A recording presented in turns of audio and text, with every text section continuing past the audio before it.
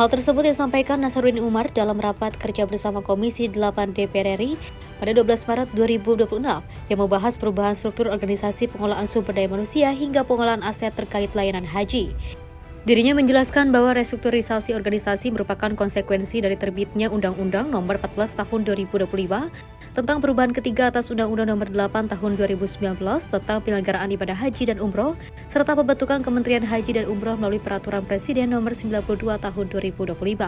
Sebagai bagian dari penyesuaian organisasi, Kementerian Agama mengusulkan pembentukan Direktorat Jenderal Pesantren guna memperkuat pengelolaan dan juga pembinaan ekosistem pesantren di Indonesia. Menurutnya selama ini urusan pesantren berada di bawah Direktorat Pendidikan Diniyah dan juga Pondok Pesantren pada Direktorat Jenderal Pendidikan Islam yang lebih fokus pada fungsi pendidikan.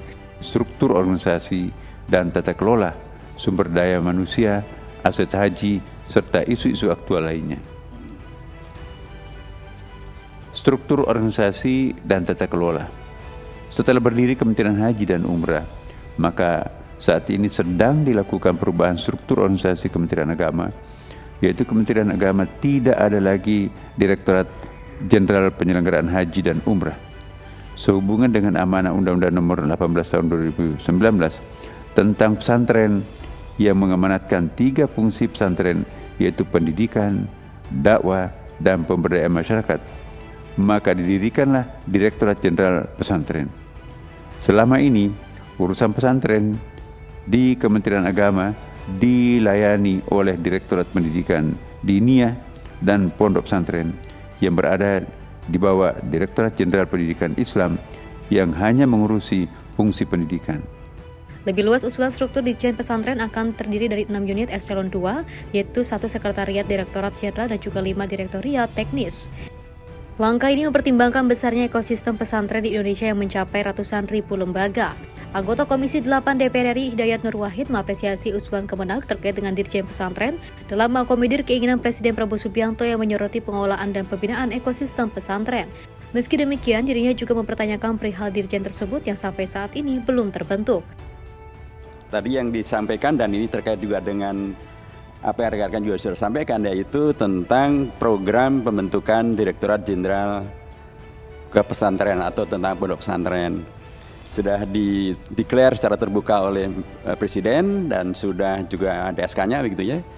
Dan oleh Kementerian Pan-RB sudah juga disebutkan bahwa kementerian itu akan bisa dibentuk berdasarkan kesesuaian dengan visi dan misi Presiden.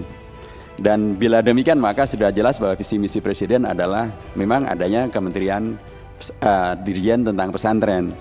Tapi sampai hari ini kok belum segera bisa terwujud. Ini permasalahannya di mana? Ada yang mengatakan ini ada kaitannya dengan pembentukan struktur kedirjenan yang terhubung dengan Menpan RB.